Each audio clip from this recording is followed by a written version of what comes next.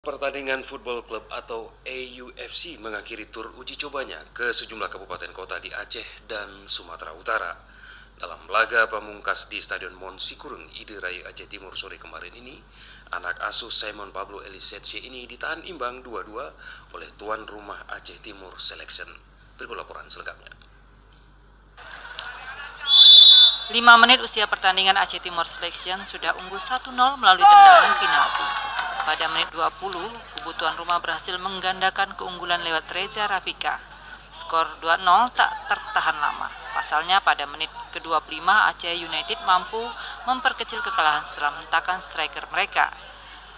Iansel Del Pipo menembus gawang Aceh Timur Selection yang dikawal Abdul Hakim. Setelah itu Aceh United membobol ganyang Aceh Timur Selection di pertengahan menit terakhir. Pertarungan sepak bola ini juga turut disaksikan Bupati Aceh Timur, Hasbala HM Taib, dan Ketua Askap PSSI Aceh Timur, Haji Samsul Bahri.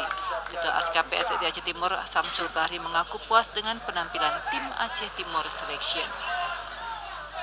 Kegiatan hari ini kita membuat perjanjian persahabatan antara Aceh Timur dan Aceh United. Dengan Menteri pemain dari Aceh Timur Selection.